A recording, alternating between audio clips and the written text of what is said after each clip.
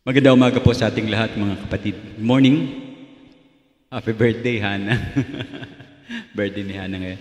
Magkasunod kayo ni Brother Ron kahapon, si Brother Ron. By the way, si Brother Ron nag-text kahapon. Sabi niya sa akin, naghahanda na siya at anytime pwede na siyang sumama sa atin dito para mag-speak. So, pinag-pray rin natin yun, Brother Ron. Okay po, ngayong umaga ay magpapatuloy tayo sa ating ikalawang bahagi na ating pinag-usapan nung nakaraang linggo. Ito po yung ating pagsagot sa mga karaniwang tanong at kasama na yung mga pagtutol na karaniwan ating naririnig kapag tayo ay madalas nakakasalamuhan ng mga tao at tayo nagbabahagi ng ating pananampalataya. Now, para po dun sa wala rito nung nakaraang linggo, pwede naman nyo itong mapakinggan sa ating online YouTube channel. I-click nyo lang yung link sa ating FB page. Pinopost naman ito ni Sister Jazz. At makikita nyo yung link para mapakinggan nyo yung dating message. Tsaka yung ating mga others recent video na pinopost doon. So mahalaga po ang mensaheng ito. At katulad po ng aking piniliwanag nung nakaraang linggo, tayo ay nandoon sa parang format ng topical, no? Medyo yung format is topical. Now, this is very important kasi maraming beses tayo na nag-aalangan sa ating pag-share o pagbabahagi ng ating pananampalataya. Madalas, takot tayo kasi anong dahilan? May mga bagay na minsan hindi natin alam sagutin. Sakaling may magtanong sa inyo ng mga mahihirap na mga tanong. Probably, baka wala tayong idea kung paano sagutin yung kanilang mga in-inquire. Kaya ako po ay dumadalangin na ang pag-aaral na ito ating magamit para sa ating Panginoong Diyos bilang kasangkapan sa pagbabahagi ng ating pananampalataya sa mga tao. Sinabi po ni Apostol Pedro doon sa kanyang unang aklat ng unang Pedro, Kabanata 3, talatang 15, ito yung ating springboard na text, no?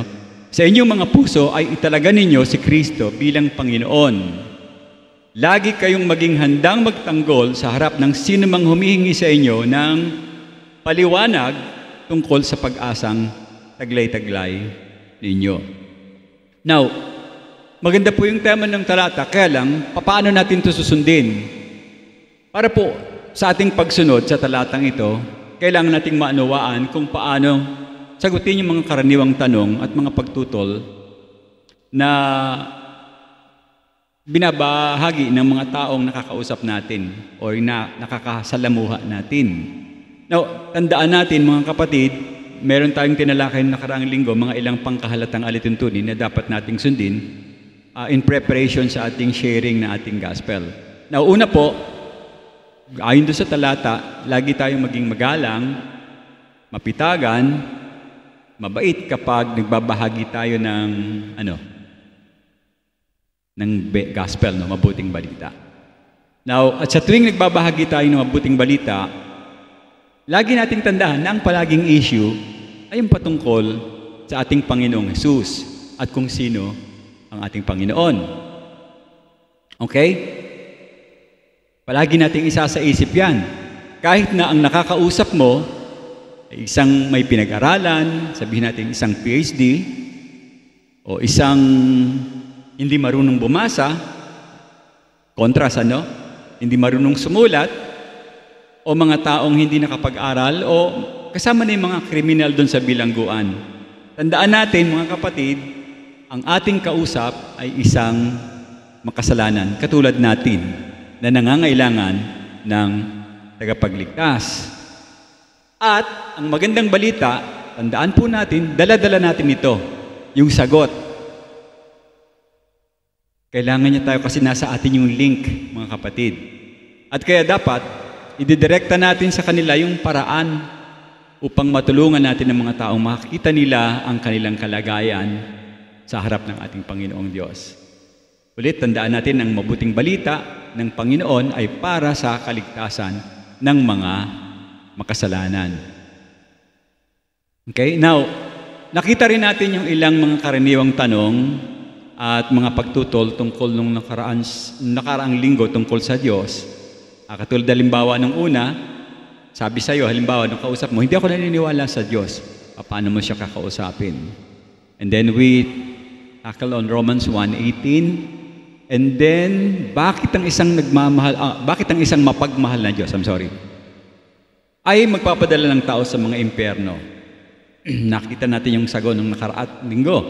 At kung ang Diyos ay mabuti, pangatlo, bakit niya pinahihintulutan ang mga inosenteng tao na magdusa?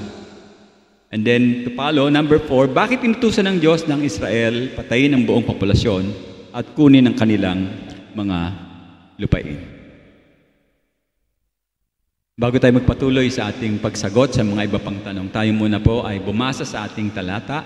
Puntahan natin ang 2 Timoteo, Kabanata 2, talatang 24 hanggang talatang 26. Samahan niyo po kung basahin na sa inyong program ito. Ang lingkod ng Panginoon ay hindi dapat makipag-away. Sa halip ay dapat siyang maging mabait sa lahat, mahusay magturo at matyaga. Mahinahon niyang pinapangaralan ang mga sumasalungat sa Kanya sa pag-asang pagkakalooban sila ng Diyos ng pagkakataong magsisi tungo sa pagkakilala sa katotohanan. Tayo po ay manalangin saglit. Panginoon, gawayan mo kami sa aming pag-uusap. Ikaw po ang aming maging tagapagturo ngayong umaga. Sa pangalan po ng iyong anak na si Jesus, ito ang aming dalangin. Amen and amen. Okay. Dadako tayo doon sa mga iba pang tanong at pagtutol naman. Nung nakaraan, pinag-usapan natin yung tungkol sa Diyos. Ngayon punta tayo doon sa kaligtasan. Ano ba yung mga karaniwang tutol ng mga tao? Number 1, yan sa inyong program. Paano ang mga taong hindi nakarinig tungkol sa Panginoon? Siya ba ay mapupunta sa impyerno? Na-encounter niyo na ba yung tanong? Tinanong na ba kayo, paano hindi naman sila nakarinig ng gospel? Saan sila tutungo? Yun ang kanilang discussion, no? Now, kung babalikan natin yung binanggit ko noong nakaraang linggo, ang Diyos, ang tunay na Diyos, ay talagang tunay na Diyos sapagkat siya ay ganap na patas at pawang makatarungan. Justice. Hindi niya hahatulan na ang sino man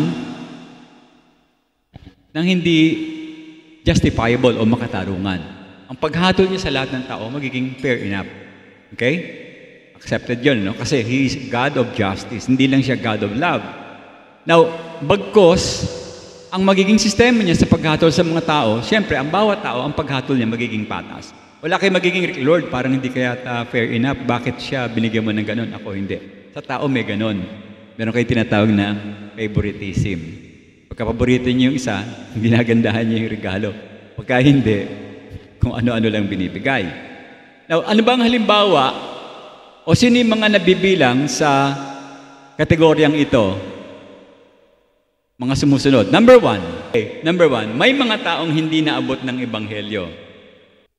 Halimbawa, yung mga nasa, ano ba yung lugar na mga yon? Basta, mga liblib.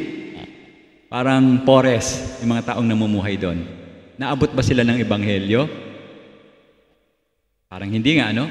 Ngayon, meron naman mga tao, pinanganak, bulag, pipi, o may kapansanan at bingi. Kasama na yung pag-iisip. May mga taong pinapanganak na magprensa sa pag-iisip. Kaya hindi natin matitiyak kung maririnig nga nila yung salita ng Diyos. Pangatlo, may mga taong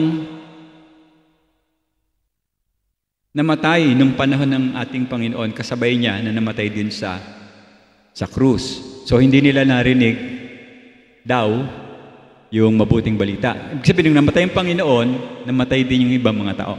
Mga ganong question. Sumunod, may mga taong taos-pusong sumusunod sa kanilang relihiyon, ngunit hindi naman naririnig yung tunay na meaning ng gospel o ebanghelyo. At bigla silang nagkaroon ng aksidente, nagkaroon ng problema sa pag-iisip, nagkaroon ng pagkalimot sa kaugnayan sa Panginoon, at pagkatapos ay hindi na gumawa ng mga bagay na makadiyos. And then last, may mga taong nakarinig ng Ebanghelyo, ngunit hindi lubos na naunawaan ito dahil sa kahinaan ng kanyang pangunawa. So there's several types of people na pwede natin categorize na parang hindi nga sila nakarinig daw ng salita. So ito po yung ilan lamang sa mga kalagayan ng mga tao. Of course, pinangangambahan, may mga pangamba na baka hindi sila ligtas dahil hindi raw sila nakarinig. Now, sagutin natin, ano po ang sabi sa banal na kasulatan? Ito yung talata natin. Romans chapter 1, verses 19 hanggang verses 20. Tandaan nyo yung talata. Romans 1, Roma, kabanata 1, talatang 11 hanggang talatang 20. Sapagkat ang maaring malaman tungkol sa Diyos ay maliwanag sa kanila. Yamang iyon ay pinahayag na sa kanila ng Diyos. Kailan? Mula pa ng likhain ng Diyos ang sanlibutan. Ang kanyang hindi nakikitang kalikasan, ang kanyang walang hanggang kapangyarihan at pagka-Diyos ay maliwanag na nakikita at nauunawaan dahil sa mga bagay na kanyang ginawa. Ito yung sagot. Kaya't ang mga gayong tao'y walang maidadahilan. So, lahat ng kategorya na sinabi ko kanina, kasama tayo, hindi tayo pwedeng magsalita na, Lord, unfair ka, hindi ko narinig yung gospel, tapos dadalhin mo ako sa impyerno. Hindi pa pwedeng sabihin yun kasi tinignan natin na ang Diyos ay hustisya. From the text itself, nagpapaliwanag siya. Paglikha ng Diyos, bago simula ng Diyos, meron na siyang provision para marinig ng tao ang Ebanghelyo. Ang problema ay ito, mga kapatid. Ang bawat ang isa, ang lahat ng tao, binigyan ng Diyos ng pagkakataon tungkol sa pag-ihiral ng kanyang kalikasan ng Diyos. Ibig sabihin, wala talaga tayong madadahilan na hindi natin maririnig yung mabuting balita. Sa madaling salita, tayong lahat ay walang excuse para sabihin natin na hindi narinig. Kaya lang, ano po ang ginawa nating mga tao doon sa pag-ihiral ng Diyos? Pinansin ba o binaliwala? Ito po ay binaliwala. Ang katotohanan ito, at binaliwala rin ng tao, hanggang ngayon, binabaliwala ng tao yung babala ng Diyos. At mas gusto ng tao na pinili ang alin? Ang magkasala. Now, kung itutuloy niyo pa po ang pagbasa doon sa talatang Romans chapter 1, kasi andun yung sagot kung bakit yung mga tao ay binaliwala ang Diyos. Pinakita doon ni Apostol Pablo kung paano pinagpalit ng mga tao dito sa mundo, ang kalubulatian ng Diyos. Saan? Sa mga Diyos-Diyosan. Diyos-Diyosan na gawa nino? Gawa nating mga tao. So, ang lahat po ng tao, kahit na yung walang alam tungkol sa tunay na Diyos, lahat sila ay pawang lumabag sa kanilang sariling budhi. Kaya lahat ay nagkasala sa harapan ng Panginoon. Sa aklat po ni Mateo, may halimbawa tayo dito. Mga babala ng Diyos, babala ng ating Panginoong Hesus sa lungsod na hindi nagsisi. Matthew chapter 11 verse 20 hanggang 24. Pagkatapos nito ay sinimulan niyang sumbatan ang mga lungsod na ginawa niya ng karamihan ng kanyang himala. So, nagpakita ang Panginoong Hesus ng himala doon sa dakong yon. Sapagkat ang mga tao doon ay hindi nagsisisi. 21. Kay saklap ng sasapitin mo, Corazin. Kay saklap ng sasapitin mo, Bethsaida, sapagkat kung sa Tyro at sa Sidon ginawa ang mga himalang ginawa sa inyo, matagal na sana sila nagsisi na nakasuot ng damit ng sako at may mga abo sa ulo. Yun yung style nila ng pagsisisi before. Nagsusuot sila ng sako at lalagyan ng abo. Ngunit sinasabi ko sa inyo, verse 22, may kababalaghan pa sa mga araw ng paghuhukom ang Tiro at Sidon kaysa sa inyo. O may kahabagan at kababalaghan, may kahabagan pa, o mas kahabag-habag ang kanilang kalagayan. At ikaw, Capernaum, sa akala mo ba'y itataas ka sa langit? Ibababa ka sa daigdig ng mga patay, sapagkat kung ang Sodoma ginawa ang mga himalang ginawa sa iyo, nakatayo sana hanggang ngayon ang bayang iyon. Verse 24, 11:24. Ngunit, sinasabi ko sa inyo, mas kahabagan pa ang araw ng paghuhukom sa lupain ng Sodoma kaysa sa inyo. So parang mas mabigat yung magiging trato ng Diyos sa mga taong to. Kasi nakita nila yung himala ng Panginoon, pero naniwala ba sila? Hindi. Tinanggap ba nila? Hindi. Nilait pa nga nila eh. So mas mabigat yung parusa sa kanila. Bilang God is justice, mababa yung parusa sa Sodom at Gomorrah, mas mabigat yung antas ng tatanggapin nilang parusa. Sinabi ng Panginoon na magkakaroon ng mas masahol na paghatol para sa mga tumanggi sa liwanag na ibinigay sa kanila ng Diyos tungkol sa Kanya. Kaya magkakaroon ng tinatawag nating level o antas ng kaparusahan sa dagatang apoy. Ang Sodoma at Gomorrah ay pinarusahan ng Diyos ng mas mababa kaysa sa nakakita ng mga bagay patungkol sa kanilang kaligtasan. Ngayon, ito yung binabanggit ng mga tao. Ito yung sinasabi nila, Pastor, ngunit papaano yung mga taong hindi nalaman ang tungkol sa mabuting balita ng Panginoon? Paano nila susundin ang mabuting balita ngayong hindi naman nila ito alam? Paano nila susundin ang katotohanan kung hindi nila nalaman yung katotohanan? Sa chapter 14 ng Romans, maganda po yung paliwanag doon. No? Nagsimula doon sa pananampalataya, kung paano makakarinig ang Diyos magpapadala ng mensahero, kung paano matatanggap yung mensahe ng Diyos, kailangan ng pananampalataya. Andun yung continuity ng teaching, pero hindi natin kasi subject siya ngayon. Puntahan natin yung Romans chapter 2 verse 11 to 13. Romans chapter 2 verse 11 to 13. Parang segue ito ng Romans chapter 1 verse 20. Sabi dito sa verse 11, sapagkat ang Diyos ay walang kinikilingan. O, hindi pala channel 7 ang kinikilingan. May kinikilingan ng 7 kung minsan. Ang Diyos pala. Sapagkat ang Diyos ay walang kinikilingan. Ang lahat ng nagkasala na hindi saklaw ng kautusan ay hahatulan ng hindi ayon sa kautusan. At ang lahat na nagkasala sa ilalim ng kautusan ay hahatulan ayon sa kautusan.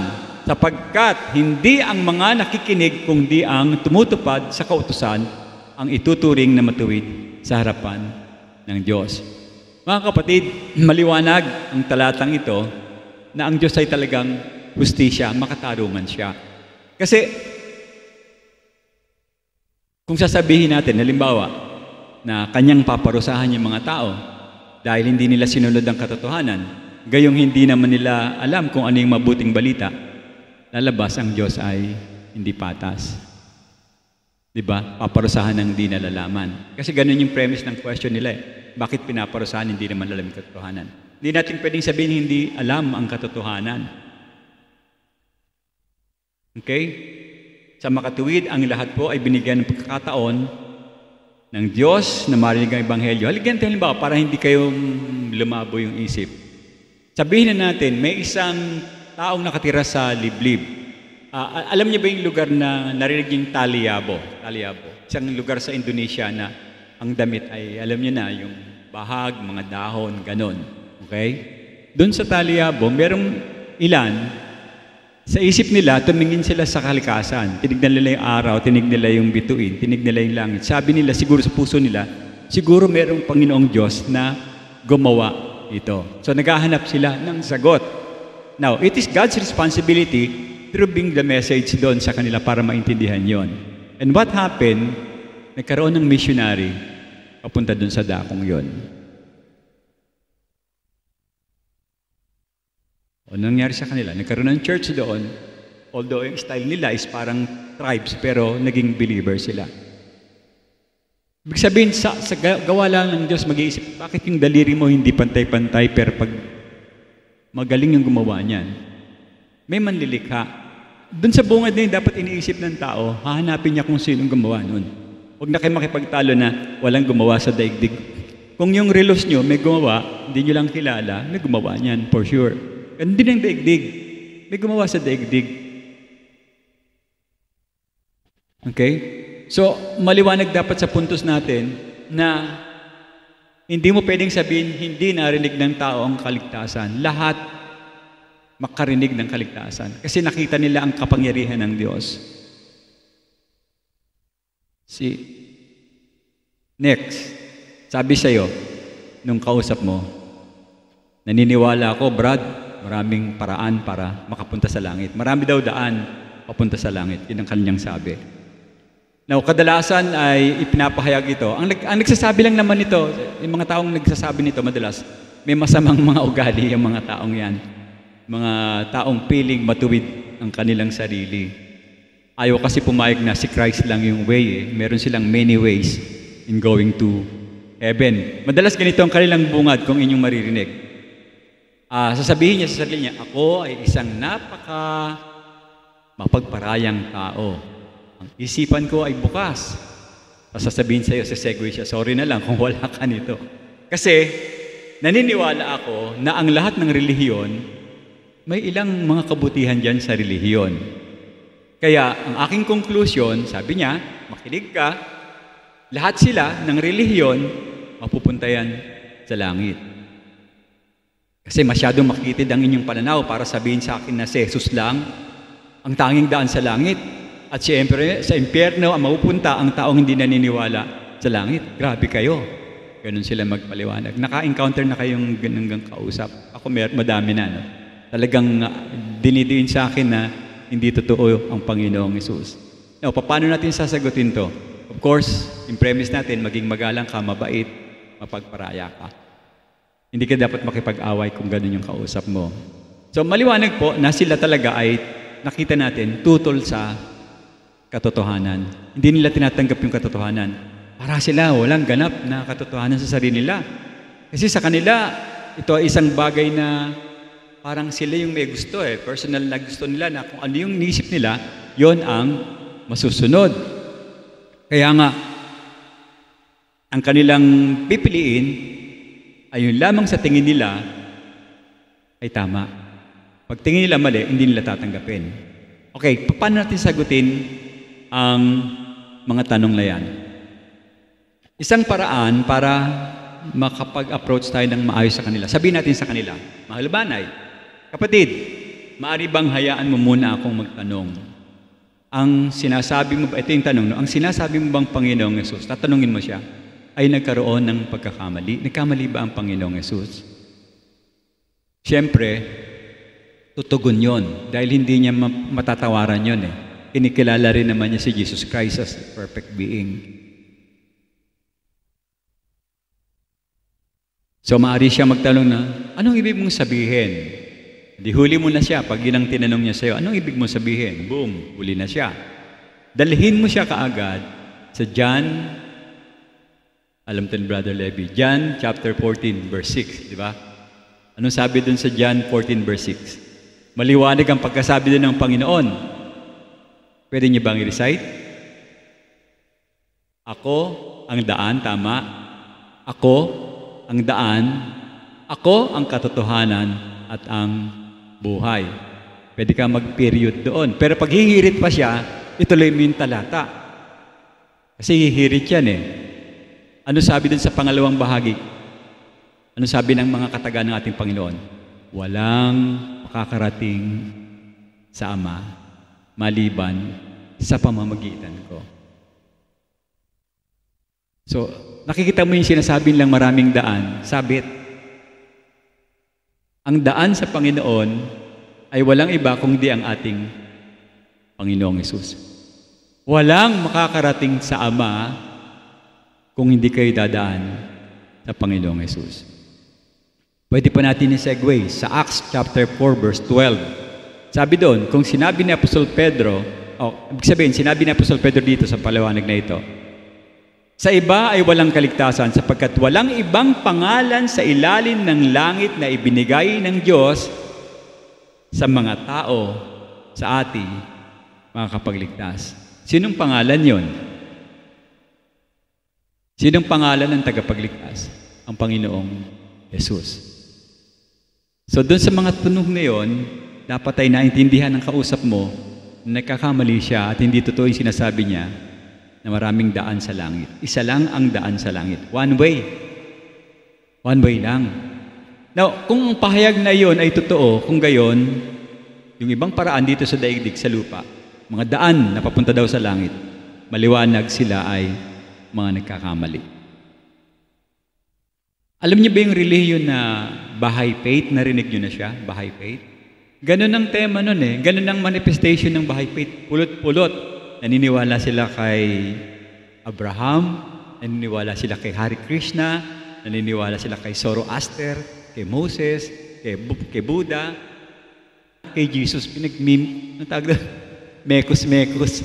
Mekos-mekos nila yung lahat ng mga paniniwala para makasiguro daw sila na sila ay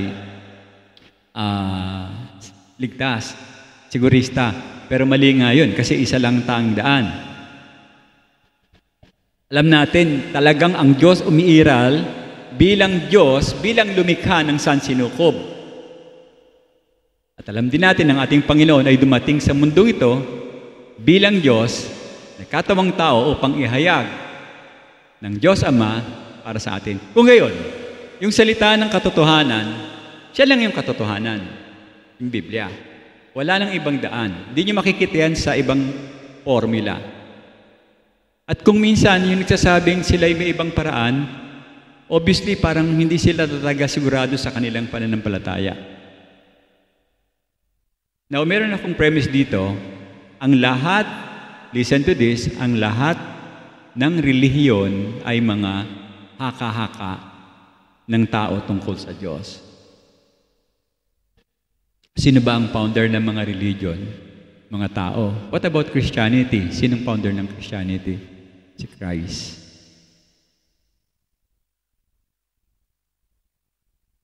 So, ang Panginoon na nag-aangkin at nagbibigay sa atin ng tunay na pahayag tungkol sa Kanya ay Kanyang inangkin na tanging Siya lang ang daan patungo sa ating Ama. Okay? Maliwanag ako doon? Now, punta tayo sa susunod. Medyo controversial itong number 3. Sabi ng number 3, sabi ng kausap natin, hindi kailanman inangkin ng Panginoon na Siya ay Diyos. Totoo ba yon? Wala daw talata sa Biblia ang mababasa na ang Panginoong Hesus ay nag-claim na Siya ay God. Malamang hindi nila alam kasi, maaring nabasa nila siguro, pero itanong pa rin natin sa kanila. At pumunta tayo sa chapter 5. Let's start with verse 18. Okay, verse 18. John chapter 5, verse 18. Dahil dito, lalong nagsusumikap ang mga Hudyo na Siya ay patayin. Dahil hindi lamang niya nilabag ang mga tuntunin ukol sa Sabat, kundi sinabi rin niyang sarili niyang Ama ang Diyos. Sa gayoy, tingnan niyo claim ni Christ, sarili niyang Ama ang Panginoong Diyos. Sa gayoy, pinapantay ang sarili niya sa Diyos. Yun ang tingin nila ng mga Hudyo.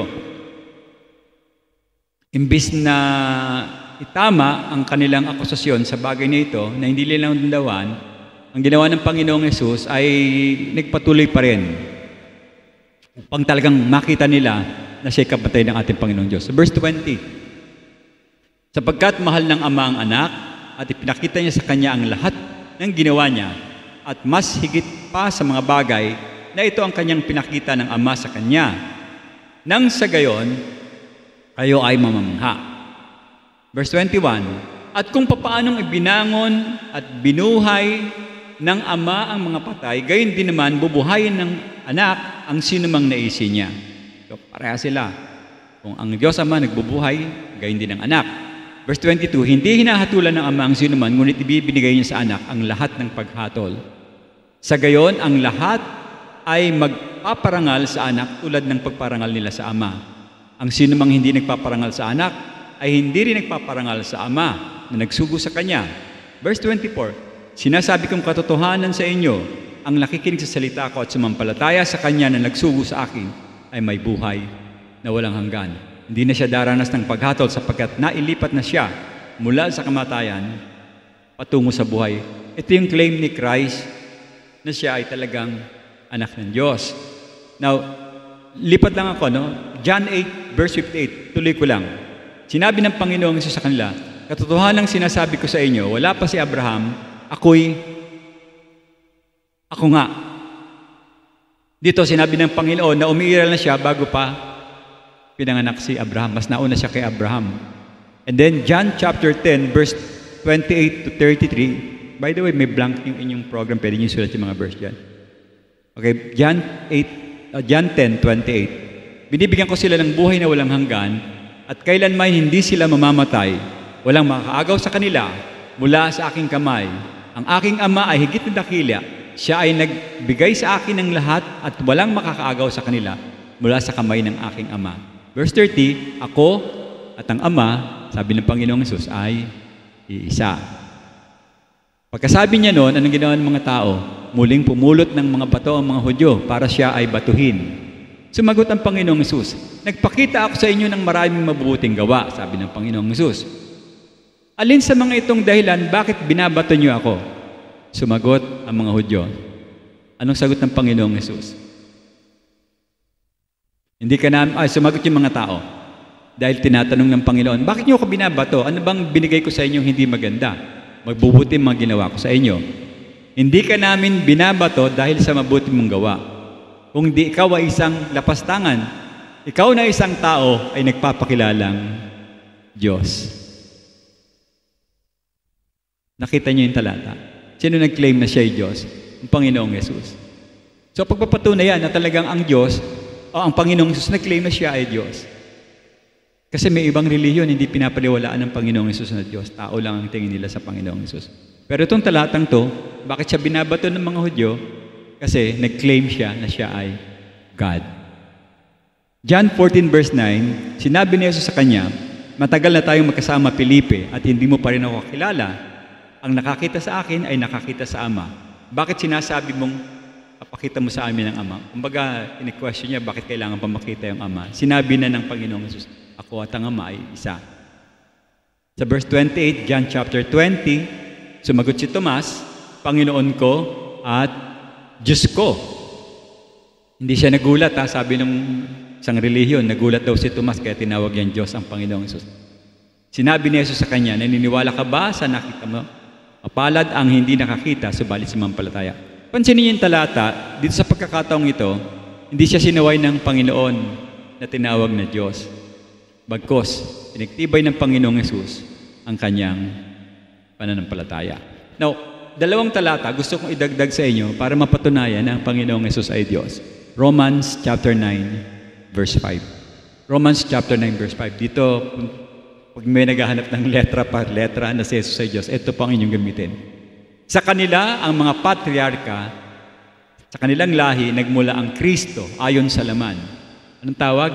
Diyos, nakataas, taasan, at mawalhati, magpakailanman.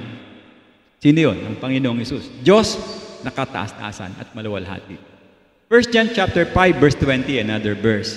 At alam na natin na naparito ang anak ng Diyos, binigyan tayo ng pagkaunawa upang makilala natin na totoo siya, at tayo'y nasa Kanya na totoo, sa makatuwid sa Kanyang anak na si Jesucristo. Siya ang tunay na Diyos at buhay na walang hanggan. Yung mga nagkiklaim na hindi Diyos ang Panginoon, hindi nila nababasa siguro yung talata. At marami pa pong talata na talaga magpapatunay. Hindi lang nag-claim ang Panginoon na siya Diyos. Kahit na hindi siya mag-claim, makikita mo talaga siya ang Diyos sa kanyang himalang ginawa. Mabigat na dahilan natin yun para sabihin na ang Panginoong Hesus ay Diyos. At hindi yan siya tao. Nagkatawang tao, pero yung kanyang kabilang kalagayan ay Diyos. DT. Okay? Number 4. Sabi ng iba naman, nakakausap natin, or kung naka-encounter, yung Kristyanismo, ano lang yan? Psychological lang yan. Isip-isip, katang-isip lang yan. Tagalog ng transliterate lang, psychological. Now, kadalasan ay maririnig natin to na yung bukang bibig nila, gawa-gawa nyo lang yung Christianity na nasa isip nyo. Sasabihin pa nila sa inyo, okay, kung yan ang nagpapasaya sa'yo, di gawin nyo na lang yan, maniwala ka dyan. At kung si Jesus ang tagapagligtas nyo, di sa langit, di wow, sasabihin pa nila sa'yo, gano'n. No? Sa'yo na lang yan. Ngunit hindi mo ako mapapaniwala sa mga bagay na pangreliyon kasi mas naniniwala ako sa sarili ko at sa magandang buhay. Ganun yung kanilang tema ng pananalita. May mga ganyang tao. Mga kapatid, ito, maliwanag na pag-atake na naman sa katotohanan, sa usaping espiritual. Dahilan sa ipinapalagay kasi nito na ang relihiyon ay isang pansariling kagustuhan lamang na nakakatulong daw sa mga tao. Well, pwede po, ngunit hindi sa lahat ng pagkakataon pwede nating sabihin makatulong yan. Ang issue is binabaliwala kasi nito na ang Christianity ay ugat ng kasaysayan. Kasaysayan ng ating Panginoon. Meron ba nagtuturo ng kasaysayan ng Panginoon maliban sa Christianity? Wala. Only Christianity talks about history of Christ. Katulad sa Lumang Tipan, di ba, maraming prophecy dyan, tungkol sa pagdating ng ating Panginoon. At dapat sa pagkakataong ito ay mabuksan ang isip ng ating kausap. Pwede mong basahin ang Isaiah chapter 53, mahaba yan, the whole chapter. At ang Psalms chapter 22, basahin mo sa kanila. Doon makikita nila kung sino ang Panginoong Hesus at saan nagmula ang Panginoong Hesus. Tapos, pwede mo siyang tanungin, listen to this, kung may kausap kayong ganito, tanong mo sa kanya, doon sa binasa nating talata, sino ang tinutukoy dito? Ngayon, paras, ang ating kausap, alam nila kung sino tinutukoy doon. So, sabihin nila, yan ay si Jesus. So, maaaring sabihin mo na sa kanya, at paliwanag sa kanya na oo, yan ang Panginoong Hesus. At siguro mga 700 years ng taon na nakakalipat bago sinilang ang Panginoon. At yung talata ay paglalarawan ng pagkapako ng ating Panginoon. At ito yung nangyari bilang patotoo sa pagtutupad ng hula. Di ba? Hula sa Old Testament siya ipapako dun sa krus. Sabi ko nga sa inyo, pag kayo makakausap kayo, huwag niyo ilalayo yung issue. Dadalhin niyo lagi sa issue sa Panginoong Hesus. Sa kasalanan ng tao, saka sa Panginoong Hesus. Huwag kayo mag-sidetrack ng mga ibang topic na guguluhin yung inyong pag-uusap. And then, pwede kayong pumunta sa 1 Corinthians chapter 15, mahaba din, verses 1 to 19. Kasi doon sa talatang yon, 1 Corinthians chapter 15, verse 1 to 19. Pinakita doon ni Apostol Pablo ang buong tema ng pananampalatayang Kristiyano. Yung muling pagkabuhay ng Panginoon, dahil kung hindi siya nabuhay, ang ating pananampalataya ay magiging baliwala at walang kabuluhan. Now, ang ibig pong sabihin, ang Panginoon ay totoong muling nabuhay. At siya ang ating Panginoon sa lahat. Meron ding nakalagay din sa talata, siya ay darating na muli para hatulan ang kanyang nilikha at yung kanyang inangkin na daigdig. So, psychological ba yun? Historical yun eh. Kaya kadalasan nagkakaroon ng problema yung secular counseling sa biblical counseling. Kasi puro feeling lang sila eh. Puro pakiramdam yung kanilang pinaiiral sa paniniwala sa Panginoong Hesus. Wala silang proof, wala silang ebidensya, wala silang basihan. Di katulad ng pinapaliwanag natin, sa Bible, binigay natin yung talata, hindi talaga psychological ang Christianity. It's a fact, katotohanan to. Okay, so, nasa na tayo? Paano ang mga taong hindi nakarinig tungkol sa Panginoon? Pangalawa, sila ba'y mapupunta sa impyerno? And then second, naniniwala ako na maraming paraan patungkol sa Diyos o papunta sa Diyos. And then, hindi kailanman inangkin ni Jesus na siya ay Diyos. And then number 4, hindi ba ang Christianity is psychological lang? And then number 5, palagi ako naniniwala sa Diyos. So, yun sabi niya, no? At sinusubukan kong mamuhay ng magandang buhay. Okay? Ano nakikita natin doon sa sentence na yon? Isang uri ng tao na saan ang tiwala? Sa Diyos o sa sarili? Sa sarili. Sinisikap niya na magkaroon siya ng pag-asa at tinututulan yung gawa ng Diyos sa buhay niya. Kanyang sarili, mabuting gawa, at sa kanyang pag-asa na magiging mabuti siya pag nagsikap siya na gawin lahat ng kanyang makakaya. Now, pwede natin sabihin itong taong to, regular na nagsisimba. Pwedeng hindi. Pwede natin sabihin siya ay isang dissenting tao Probably hindi nakagawa ng krimen kasi nga matino siya. Okay? At sa kanyang isip, dahil sa kanyang pagiging matino at wala siyang kalokohang ginagawa, probably, pwede na akong ipadala ng Diyos sa langit at hindi sa impyerno. Kasi ang tingin niya sa sarili niya, self-righteous. Now, ito yung unang tanong, segue na tanong sa kanya. Kapatid, ito yung mga approach, no? Gaano ba dapat kabuti ang isang tao para makapasok sa langit? Yan ang unang tanong. Ilang kabutihan ang dapat gawin para mapunta sa langit? At ilang kasalanan ang sisira doon sa pagiging mabuti mo? Ilan? 10? 100? Pagka ikaw ba'y nakasampung kasalanan na, out ka na. Ganun ba? Paano kung 1,000 nagawa mong kasalanan? May idea ka ba kung nalabag mo na ang 10 utos ng Diyos? Nalabag niyo na ba ang 10 utos ng Diyos? Maraming beses na po. Naranasan mo na bang tumawid sa mga bawal? Nagalit ka na ba, kapatid? Nainis ka ba? Kahit kanino? Kasi, sabi sa banal na kasulatan, kung lalabangin mo ang utos ng Diyos ng 1 beses lang, nagkasala ka na sa lahat. James chapter 2 verse 10. Santiago 2:10. Ang tumutupad sa buong kautusan pero lumabag sa isa sa mga ito, lumabag na sa buong kautusan. Failure siya. Hindi mo pwedeng sabihin mabuti ka. Isa lang, failure ka na. Now, sa punto, pwede nating ipakita sa Kanya na may lunas ang Diyos, ang ating Panginoon, sa bagay na ito. Hindi yung sarili mo. Ephesians chapter 2 verse 8, niliwanag ito ni Brother Ray kung inyong babalikan yung kanyang lesson. Dahil sa biyaya ng Diyos, naligtas kayo nang sumampalataya kay sa Panginoong Hesus. Kaloob ito ng Diyos at hindi galing sa inyo. Hindi ito nakasalalay saan? Tingnan niyo yung talata.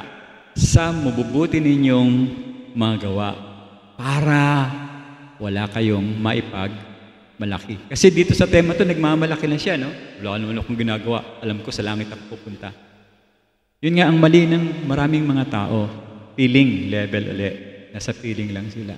Yung puso mo may kasalanan, kailangan luminis yung puso mo. Maging bago yung iyong pananaw na ang Diyos ang gagawa para sa iyo, hindi ikaw ang gagawa para sa Kanya. Sa 10, no? Likha tayo ng Diyos sa pakikipag-isa sa atin kay Kristo Jesus. Binigyan niya tayo ng bagong buhay para gumawa tayo ng kabutihan. O, pwede ka nang gumawa ng mabuti kasi kilala mo na kung sino ang paglilingkuran mo. Hindi ka gumagawa ng mabuti para maligtas. Gumagawa ka ng mabuti kasi resulta yon. Naalala ko yung word na ginamit ni Brother Ray. Kabutihan natin, resulta ng ating pananampalataya. So, yun yung pagkakaiba. Pagdating sa kaligtasan, hindi issue yung mabuting gawa. Ang issue yung kasalanan mo, kailangan magsisi ka.